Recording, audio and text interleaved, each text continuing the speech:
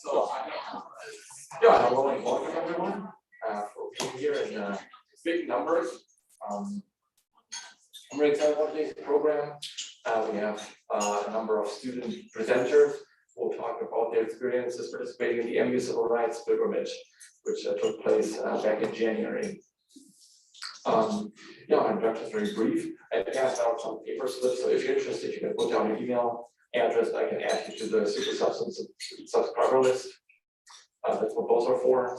We have a nice tomato beef soup today, so feel free to have seconds as well. There's always plenty of soup. But yeah, otherwise, I'm going to turn it over to Chris now, who will introduce our students as they come up and present. Thank you. All right, thank you, Michael. My name is Jessie. I'm the Associate Director at the Center for Peacemaking, and we're one of the co-organizers of the Civil Rights Pilgrimage.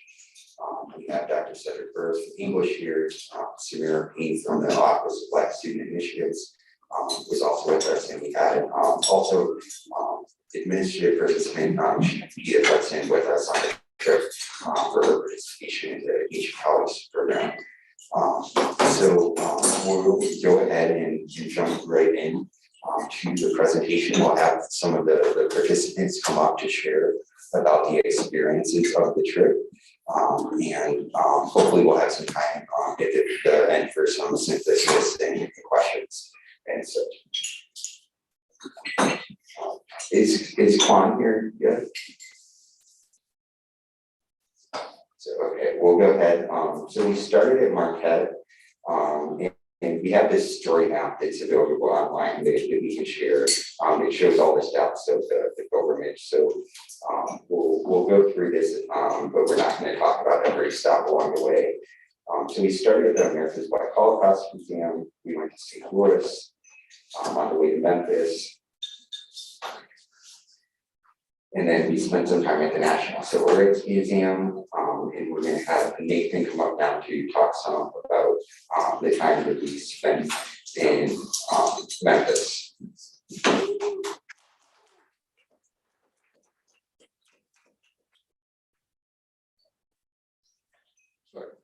So I guess I will kind of give a little brief overview about the Memphis part of the trip.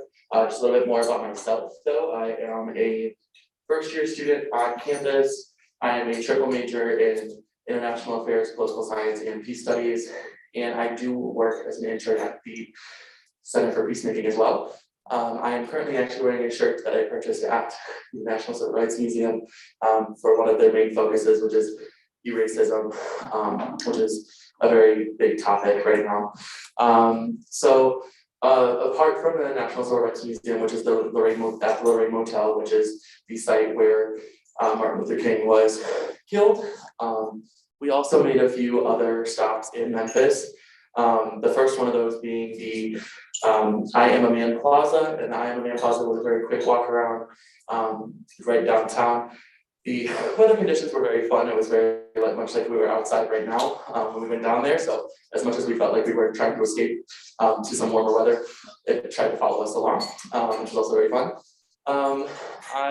Then we also made a pit stop at the Withers Collection, and the Withers Collection is a museum right on Beale Street in Memphis, and the museum and gallery itself is a collection, archive of a ton of photography taken by Mr. Withers himself throughout the whole civil rights movement from the start to the end, and it was a very powerful stop because there's a lot of photography that and photos that just you might have seen somewhere. Like there's plenty of like the Emmett Till photography and plenty of like protest photography that it takes you in to like try to put yourself in that mindset of trying to be there at that time. And then our second stop that we also made down by Beale Street was the Memphis Rock and Soul Museum. And the Memphis Rock and Soul Museum took us through a very audio tour. And what they did was they kind of started at the very beginning of music and went to the very end, and how it's kind of progressed and how people took over socioeconomic influences at the time and kind of put themselves out there and got people up and moving and just kind of making sure that people could be themselves without having to just kind of sit in the silence. All right, thanks, Nathan. I'd like to Glendora.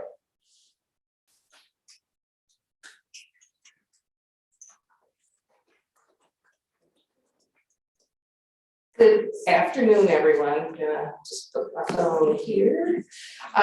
So I really enjoyed this trip. I have a family connection with Glendora, Mississippi. My mother and other relatives lived there for many years.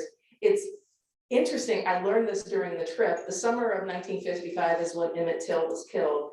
Do we all know who Emmett Till was and the history surrounding his death? Okay, if not, I could go over it quickly. But the summer of '55, when Emmett Till was killed, was the summer my mother and her family moved from the Glendora area of Mississippi. I think in talking to her, she said it was just, she had a wonderful childhood in spite of all the issues that occurred with Emmett Till's death and other lynchings and other racist acts in that time. She had a beautiful childhood, and she said she really enjoyed her life there in Glendora, Stoughton, Mississippi, all around that area. What struck me when we arrived at the Epic Center here, which is the Emmett Till Historic Intrepid Center, is just how quiet it was and the hospitality of the people in Glendora, Mississippi. While we were waiting for our for the place to open, the chief of police drove up, I think more so to see who we were and what our intentions were there. But he was just very gracious. He welcomed us. And while we were there, during the presentation and the tour and the inside, we weren't able to take pictures, but the mayor of the town showed up. And the mayor of the town gave us an overview of just the history of Glendora, the impact of Emmett Till at the time, and the lingering effects that they have and the challenges with not being able to really attract businesses and other things to the area because of the history that the death and the murder of Emmett Till has upon that area.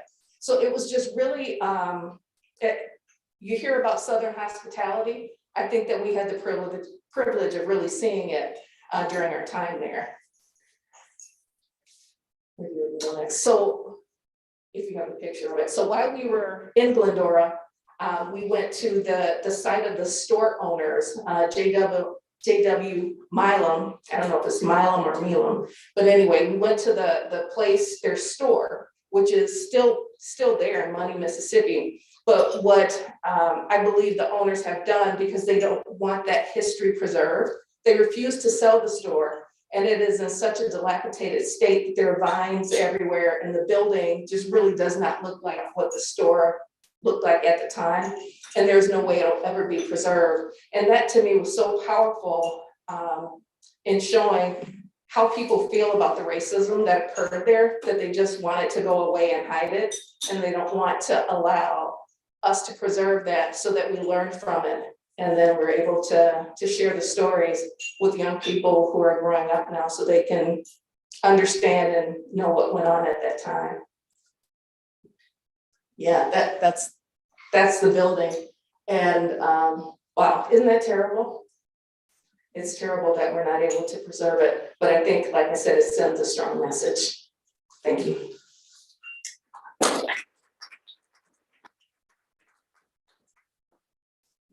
Next, we'll have Amaya, and if Amani is here. Yeah, there we go.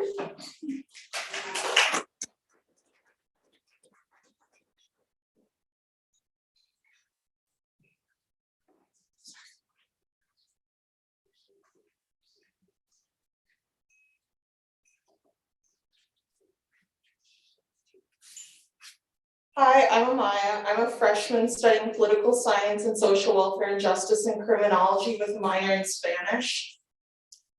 Hi, my name is Imani. I'm a sophomore here and I'm studying middle and secondary education and history with a minor in creative writing.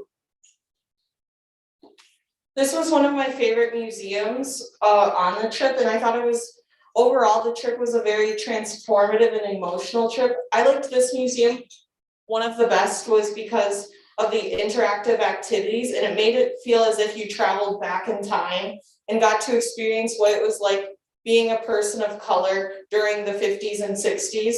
And I enjoyed the history aspect of it, to read about all the facts. But I really enjoyed the interaction and like being able to, there were like motion sensors and just seeing how it was back then. One of the most beautiful parts of this museum is you have the opportunity to talk to Hezekiah Watkins.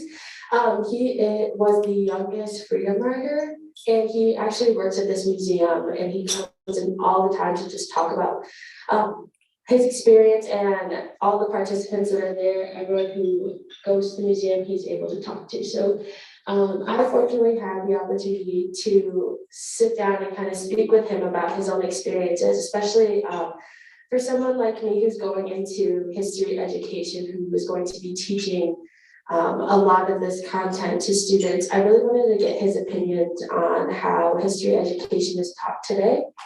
And the greatest advice he gave was just to not water things down. And I really took that to heart, just because this is exactly what I'm going to be doing in the future. This is honestly one of my favorite parts of the entire trip, was being able just to sit down and have that personal conversation and connection with him, and being able to take that with me in my future and to kind of help the future generation of students was something that stuck with me the most about this trip. And then we took a trip to the bookstore after. This was a common thing, and so I decided to pick up his book, where he kind of goes on to talk about his life and his autobiography. So if you ever have the chance, it's called Pushing Forward by Hezekiah Watkins. So thank you.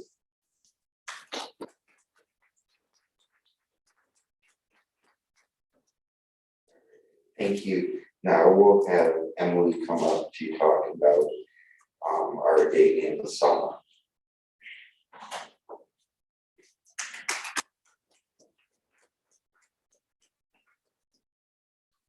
Hi everyone, I'm Emily. I'm a sophomore at Marquette studying history.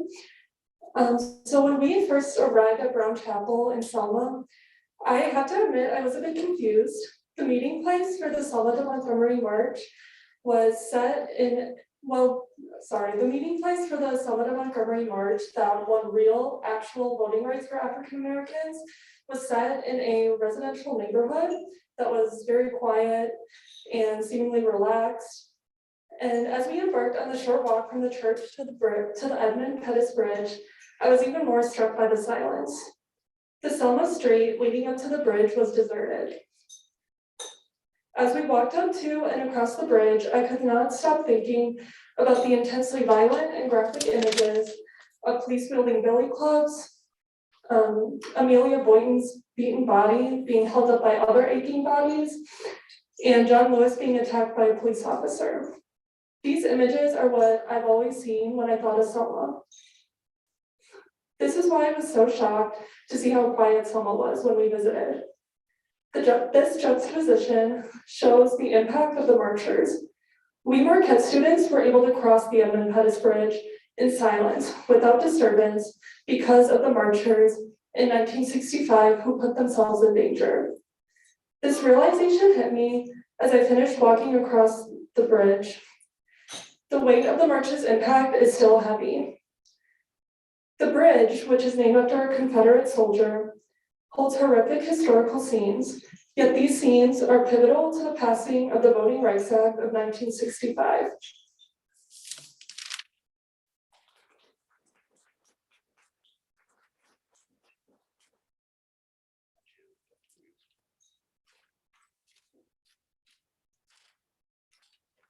A little further down the road, on Highway 80, is a memorial to a mother of 5 from Detroit, whose name I had never heard before this trip. Viola Liuzzo was on the trail from Selma to Montgomery during the marches to drive marchers wherever they needed to go when she was shot and killed by Klansmen. Hearing her story while standing at her memorial on the highway was almost too much for me. The sincere selflessness that Liuzzo possessed turned my sadness into a spark. With the right mindset, this spark that I feel has the potential to turn into a full-on flame. Dr. King talked about agape, disinterested love, in many of his sermons. For me, Viola Liuzzo exemplified agape beautifully, serving as an inspiration for me to keep that flame and spread it to others.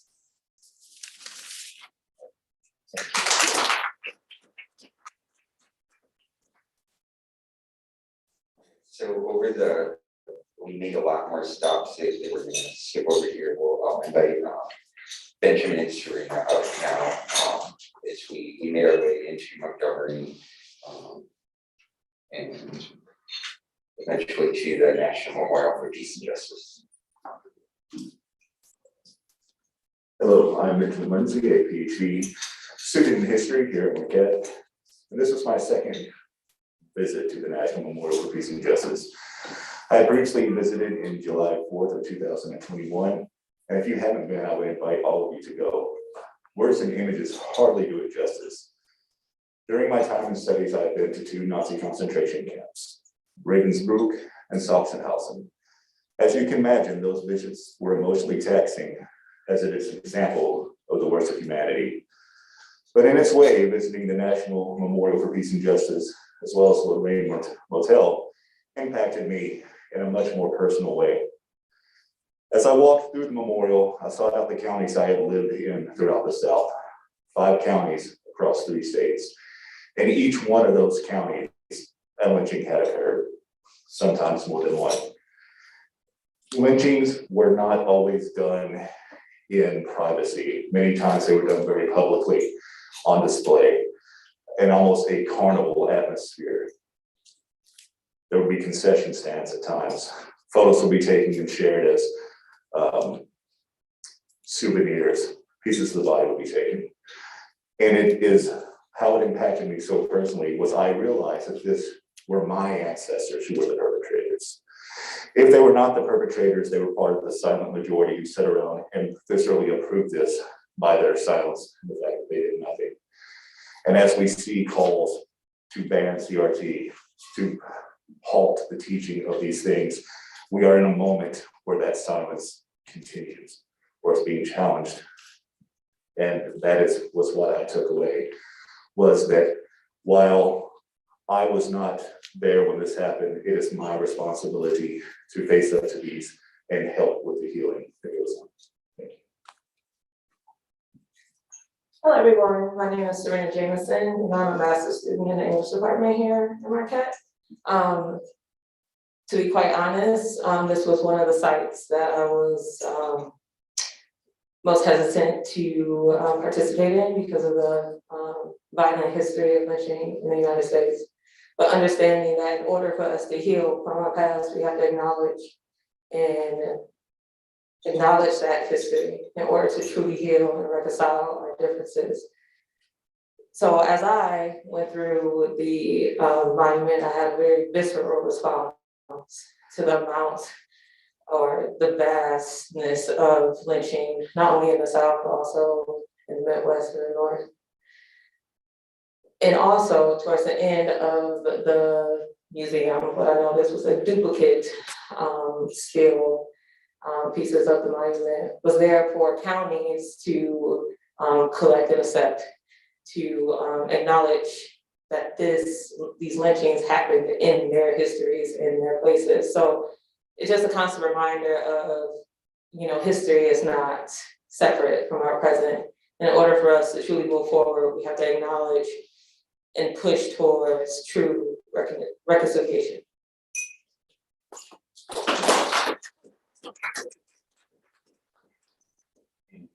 Serena's going to stay up. I'd like to invite Cassie up too to talk about the Mother's Subject College Monument.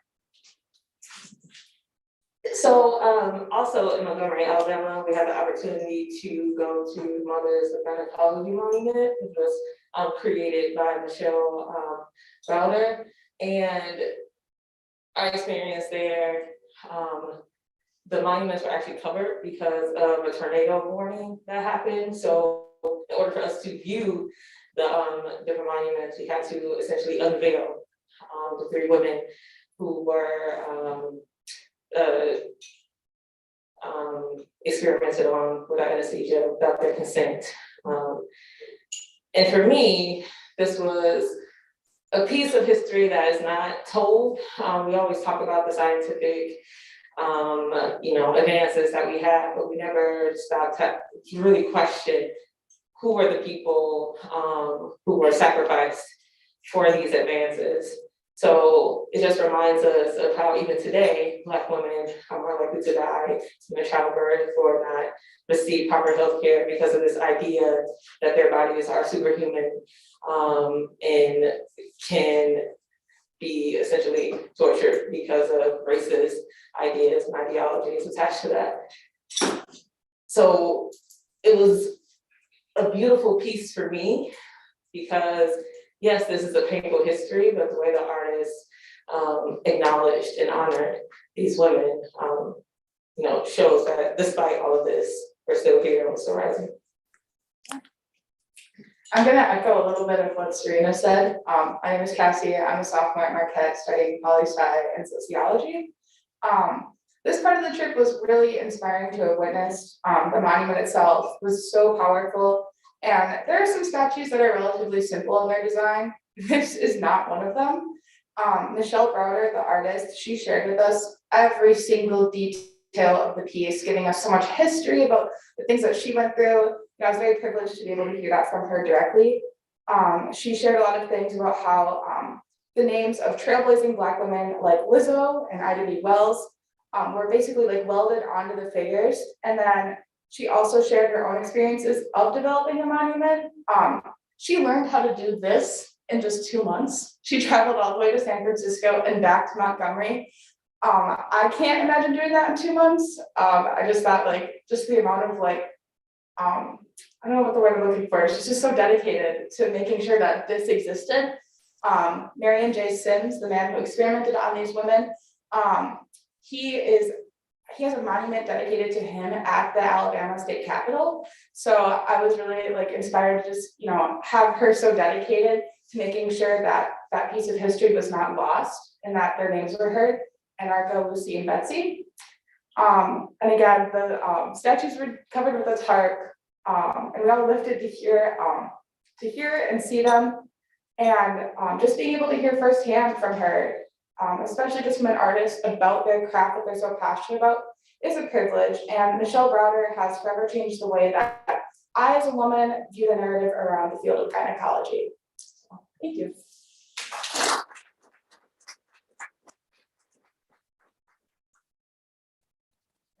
And I'd like to invite Amaya back up and Kwame lead it. He's welcome to.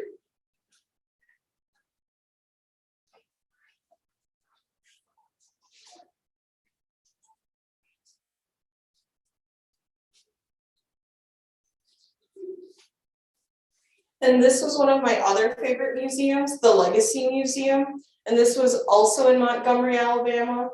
And it starts from the beginning of the transatlantic slave trade. And as you walk in, you're separated. I remember how our group was separated, and it was trying to resemble through the transatlantic slave trade, that you're separated on the slave ship.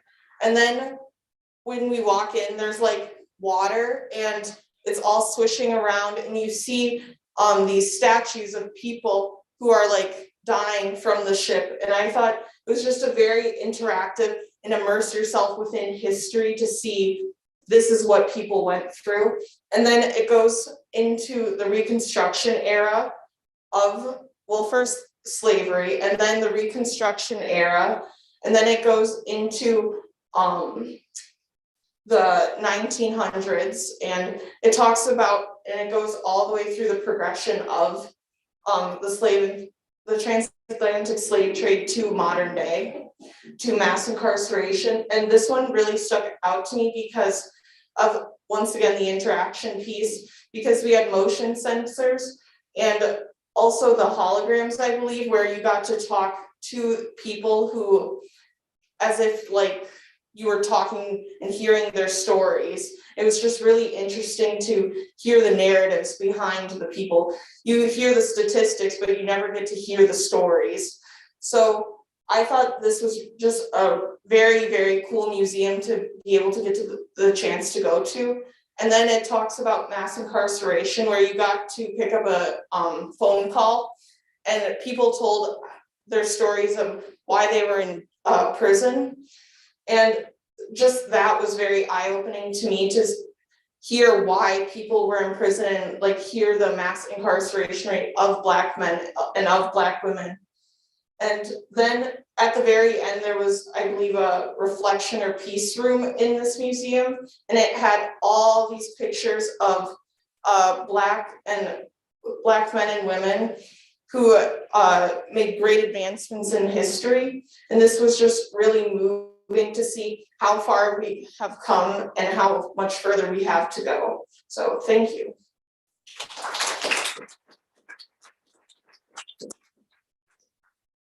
Next, I'd like to invite Saul and Maggie up to talk about Birmingham.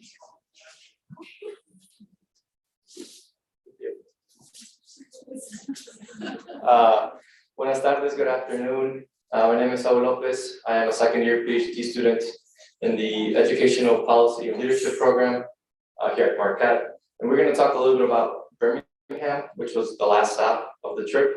And honestly, I love the city. It reminded me of Milwaukee a bit. I don't know if I was missing Milwaukee by then, but the coziness, the people, it was really pleasant and the people were great.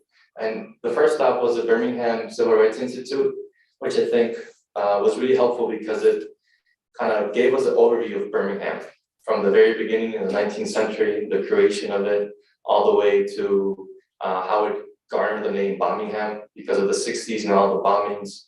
But it also went even further and touched upon international activism. And there was a really cool section towards the end where you can see like current art dedicated to MLK and to other figures. So this stop was really nice also because on the very right, there's a beautiful view of the 16th Street Baptist Church. You can just like really admire it and see it. And we also went, yes, right there. And before, right outside is the Kelly Ingram Park. So that was really powerful because knowing the history of what happened there, of how demonstrators, a lot of them were kids and really young people, were viciously attacked by police officers in the history. And the day was really nice because it was really calm and sunny. I remember that. And just that juxtaposition of that calm and the violence really brings up a lot of emotions when you're going through that space. And you really think about everything that's kind of happened in order for you to kind of sit down and enjoy just a nice walk in the city. So with that, I'll pass it along to Manny. He'll talk about the 16th Street Baptist Church. Hey, what's up, y'all? How you doing? So at this point of the tour, I just want to hit a little bit on the 16th Street Baptist Church. So at this point, I feel like we went through a lot of museums, we went through a lot of learning. By this point, we learned a lot about the civil rights movement, about Black history, and about all of that. How it affects us, how it affects today, how it affects before. So at the start of the tour, we start off knowing that we're in a place filled with such tragedy and such pain and suffering, and yet we still find a way to find the positive and things like that. Standing where 4 young girls passed away, like brutally killed through a bombing. You find a certain way and helps you reflect in a certain way about your faith and about where you stand in places. Towards the middle and the start of it, they show you an emotional video about the effects of the bombing and all that. And for some people, it affects a certain sadness, but for me, I think it empowered me in a certain way where it helped me learn what we can do to make changes and how we can make those changes happen. At the end of the tour, one of the last things you do is stand where those young girls were brutally killed and murdered. The whole group stands silent looking at it. And we question how we as people can do such political actions. And yet we find hope and we still find love in things and we carry out our fight for freedom. Thank you.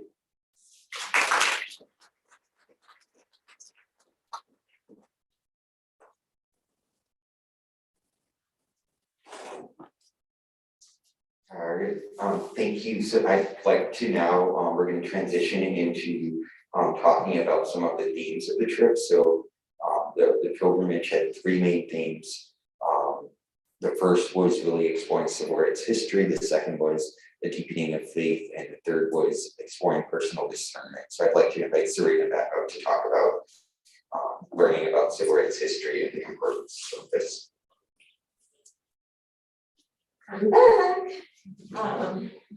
So the main reason why I wanted to participate in the civil rights pilgrimage was to deepen my understanding of the history of my ancestors. Too often not taught or misrepresented in the curriculum currently in many schools, especially here in Milwaukee. So when I participated in the pilgrimage, I really wanted to be one with space, acknowledging that our histories are tethered to the spaces that we occupy, that the museums and what they represent and what they show pushes us to remember certain narratives about different histories. So I say all this to say that it's important to learn about history in the classroom, but to experience the actual spaces that my ancestors fought, died, and really protested on, really left me with a clear idea of how our histories are tied to our present and ultimately our future. So when you think about the civil rights history, think of different master narratives. Is how we learn that the civil rights movement started because Rosa Parks was tired and then it was over. Everyone marched and agreed. When in actuality it was way more complicated and nuanced than that. Just speaking to the entire histories, both sides, all sides, the truth will lead us again to what I said earlier, to true reconciliation and true and honest and authentic healing for us and true justice eventually.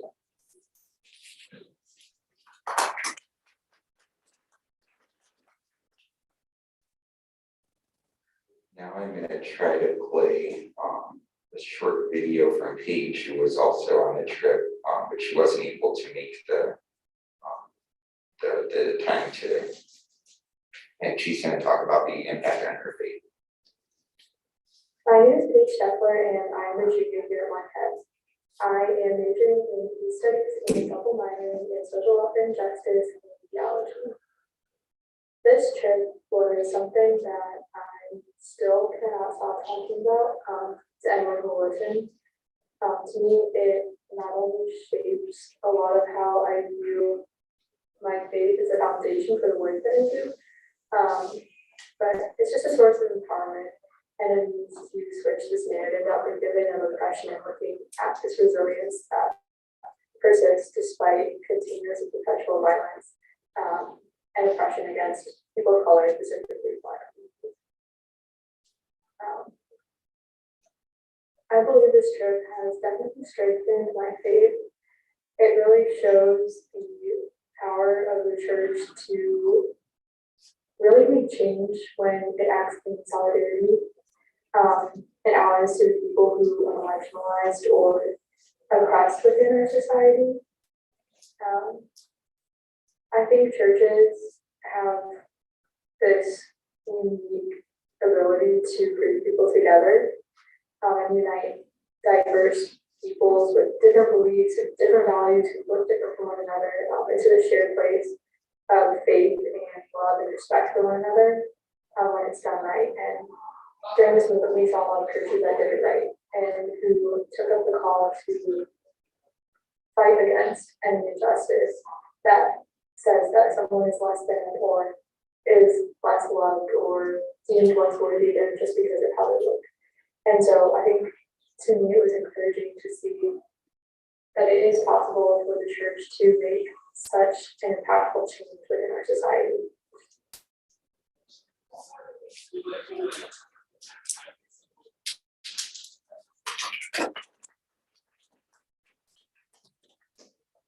And I'll just add in real quick before we transition on to discernment. Emily and Amani, if you wanna come back up, you can. But just as we're in the Ignatian year right now and tying this back to Ignatian spirituality, one thing that I think of in terms of Saint Ignatius's journey was he was very much inspired by the saints. He was after he was or in his recovery from the cannonball injury. He was reading a bunch of trashy romance novels and then found the book about the saints. And was really inspired by the saints to make a change in his life. And I think part of the what was really amazing about this trip was that we got to learn the names of people who aren't very well known and aren't very well covered. We got to hear their stories, some of them firsthand. So I think just as we think of faith as this idea of encounter, also encountering the stories of the people who made the civil rights movement, I think it has a lot of parallels to the Ignatian journey as well. So now I'm going to turn it over to Emily and Amani again to talk about discernment. If my almost 2 years at Marquette taught me anything, it's the importance of discernment. From what I learned, discernment, from what I learned in my PO 101 class, or just from my own spiritual understanding, is decision-making through a lens of open-mindedness. My thinking of discernment in regards to social justice began in June of 2020. And ever since then, I've been battling closed-mindedness within myself and also fear that I'm treading on ground I don't know enough about to speak on. The civil rights pilgrimage helped me win these battles as I discovered the key to the door opening social justice activism within me. Learning how to discern can come from other people. Throughout the trip, I compiled a list of names of people who are not your average activists during the civil rights movement. While there's of course nothing wrong with traditional activism, I've neither been able to see myself as a dynamic speaker with a boisterous voice, nor having a strong demeanor. But through discernment, I know what assets I do have and how I can use them for good, even if it keeps me out of the history books and in the background. On our pilgrimage, I was and still am inspired by names such as Georgia Gilmore, using her cooking skills to fundraise, Mahalia Jackson, using her warm vibrato to heal the aching souls of Black Americans, and Viola Liuzzo, showing her support by simply driving. Through these figures and many more, I am now able to discern how to best use my skills to be an activist. And if I didn't go on this pilgrimage, I don't think that I would have figured out about the importance of people in the discernment process. So I am incredibly grateful for this opportunity. When you're visiting these places and all of these sites, there's a sort of intimacy that's there because you're standing in spots and places where things have happened that it feels different than what you get from your textbook.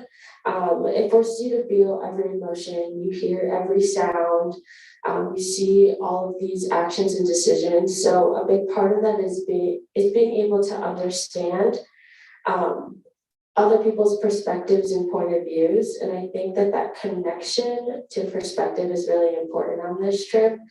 The theme of perspective really stuck with me, as Emily said. There's a lot of people whose narratives are really hidden and that don't get talked about. This is one of the biggest things that the trip provided me, was an opportunity to learn about these people and to learn about their impact on the civil rights pilgrimage. And sadly, I think we've all have heard that there are hidden narratives, but there's really little change. And I'm very grateful and thankful for the pilgrimage to be able to allow me to learn and be a part of that change.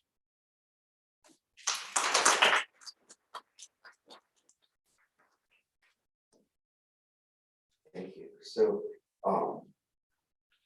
just to try to start wrapping things up a little bit here. First, I just want to recognize that this experience was only possible because of generous benefactors like our friend Kathy, who's here with us today. So we really appreciate you for helping us to make this experience possible. working with students, I can see just the impact that it has on them, not just immediately, but knowing the impact that they're going to continue to draw inspiration from this through the years and decades to come. So thank you again for making this possible. And I'd also like to invite Dr. Cedric Barros up just to share a little bit about how some of the themes of how the trip impacted him, and also how as faculty and staff engage in this experience, how this leads to changes in terms of what we're doing here on campus as well.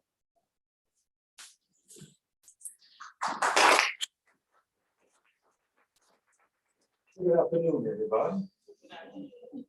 So I'm Dr. Cedric Barros, Associate Professor in English and born and raised in Memphis. Actually saw the Civil Rights Museum actually being built when I was around 9 years old. And actually I had teachers and I had a cousin who was part of the sanitation worker strike. His name was actually on there, granted, when we went to Memphis. And me and Emmett Till share the same birthday. We were born 40 years apart. So I actually been to all of these places before, part of my research. And one of the things I noticed is that being in these places, how much the land is so important, especially within Southern culture. And especially when I noticed when we were especially in Montgomery.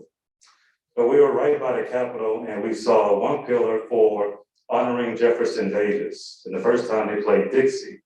And across the street is a marker to honor Martin Luther King. So you see these two narratives separate unequal in society and how that's a reflection of ways that we still have to go in society.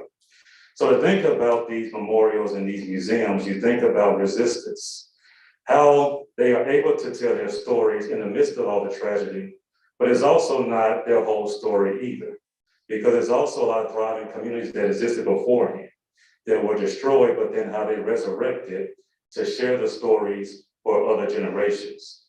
And also as well to show that those narratives are important. So as I think about this, as I teach students as well, we think about those narratives and who control those narratives and why it's important to make these narratives still viable and to make these places still living spaces where they're not just museums, but they're also places to educate, to revise and renew the space and land that people inhabit around them.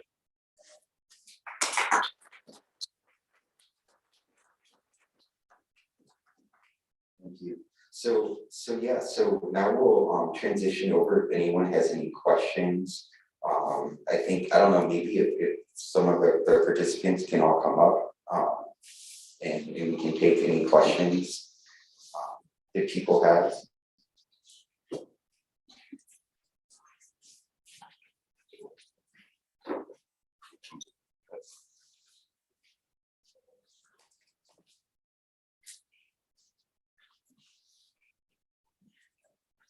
Well, first of all, thank you all for going and giving up a portion of your vacation. I think that takes a lot and a lot of people aren't willing to do it.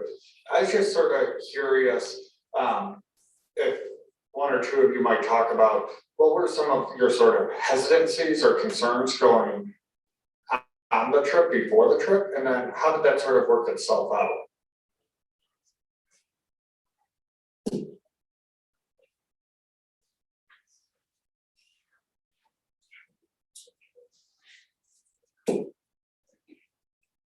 So one of my biggest concerns was obviously COVID and COVID being on the rise. I was nervous and hesitant to go, but I didn't want COVID to deter me to go on this trip.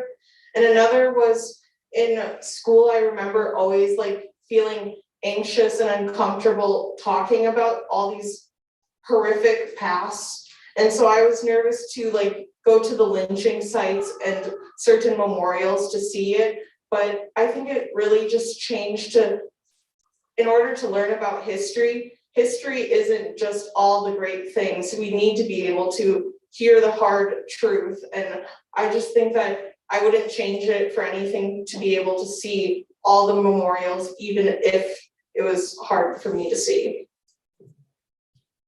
I think something for me is that I was hesitant because I feel like growing up, I'm from this area, I grew up in Waukesha County, so like I've been up here for everything.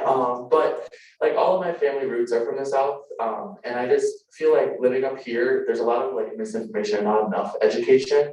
Where I felt like going on this trip, as much as it was a learning experience, was building up what you already knew, and I just barely knew anything about it.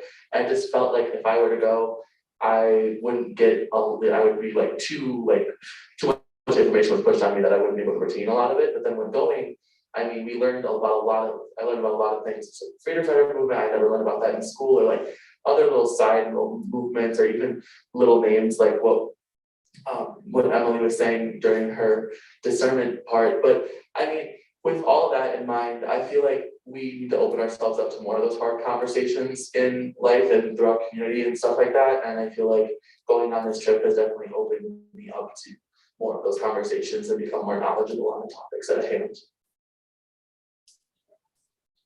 Okay, so something really short to add on to that was I had a fear that I wasn't going to have the ability to rewire my brain to not think in a certain way that I learned from my textbooks into actually, there's a different education that you get from reading a book than what you get from being at these sites and in these places and traveling all through the South. So I was really nervous that I would be kind of stuck in a certain mindset going in and I wouldn't be able to get out of that. But it worked out well because the first step to that is realizing that your textbooks aren't the so very wide view of things. So once you get that in your brain, it worked out for me to have a different perspective on things.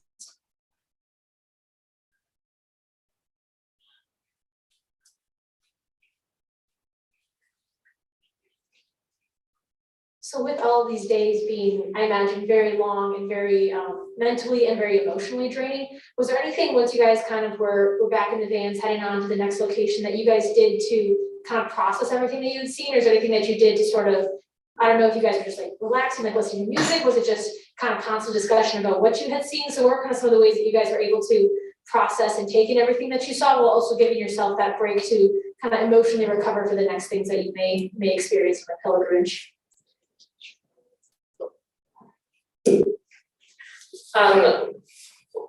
One thing that we did was engage in different reflections. So I vividly remember after leaving the Lynching Memorial, just having the space and time to really gather our thoughts and to come together and reflect on the processes.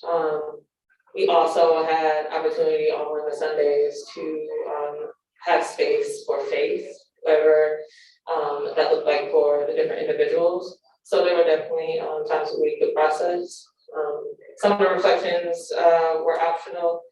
There was one that was required, and I felt that for me, I needed that space to communicate with other people about what we experienced. A lot of times I can be, I'm an introvert, so I'm like really in my head a lot. So it was great to have the opportunity to talk to others. I was just gonna add also amongst each other, I know that when I was with my roommate Juan, we would talk about the day. Those were spaces where we could also decompress and talk about what we had seen. And the reflection sessions were really useful because Samara did a great job. She brought like coloring books. So she was really aware that, these topics were heavy. And at times we just needed a space to kind of decompress and then chill a little bit. But overall, the bus rides too, and then that silence that you could tune into whenever you were, either it was in the hotel or on the bus ride, there was definitely spaces for reflection.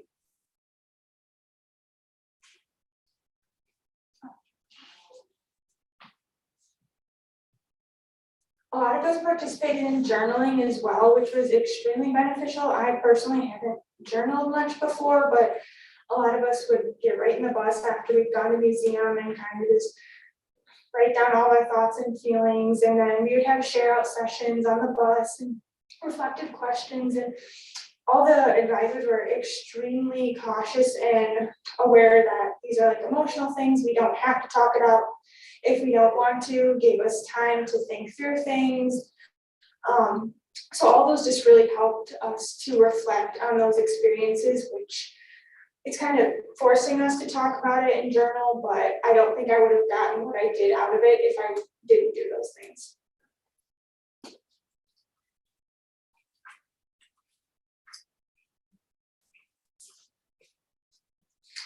Hey, thank you guys for presenting. So my question is actually more specific, and it's geared towards more of the white participants in this group.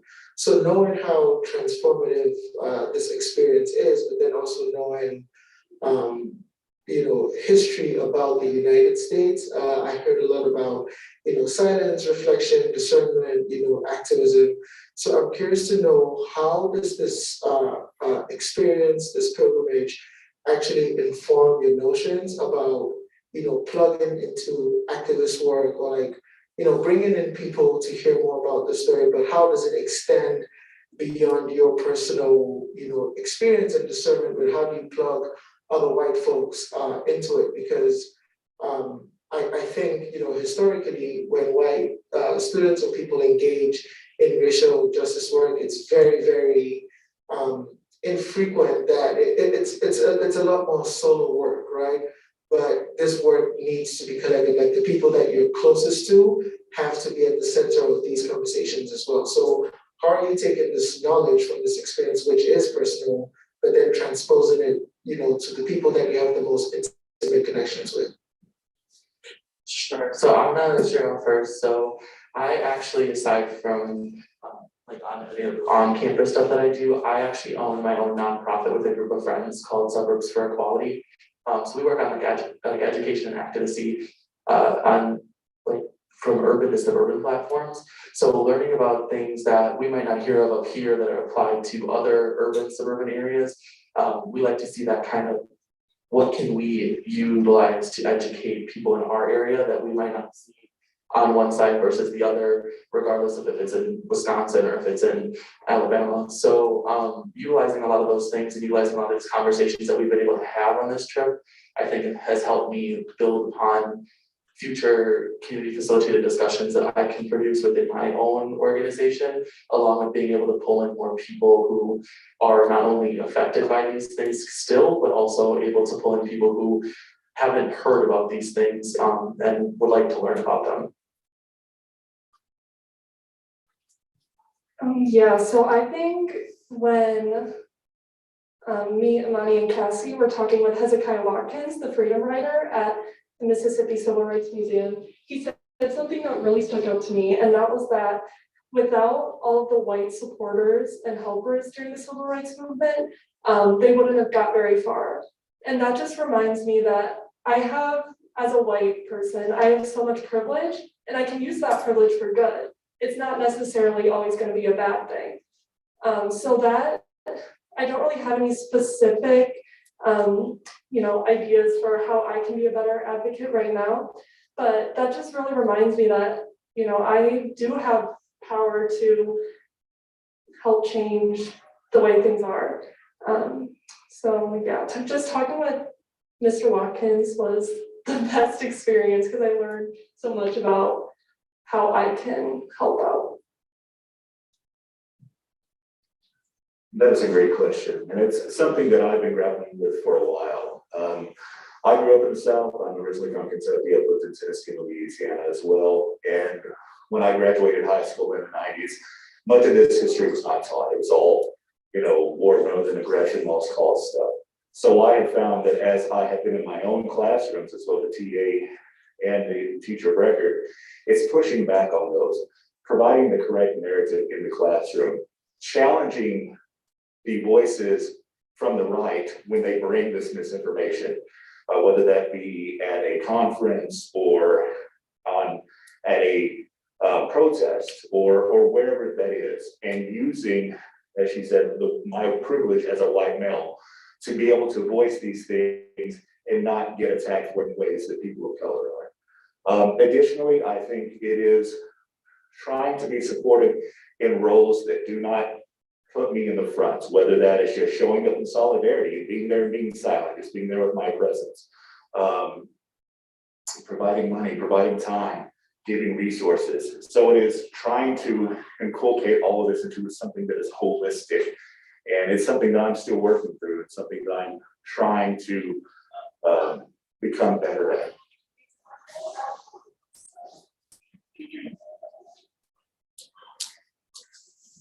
So we're at 1 o'clock now, so we are going to just wrap up here.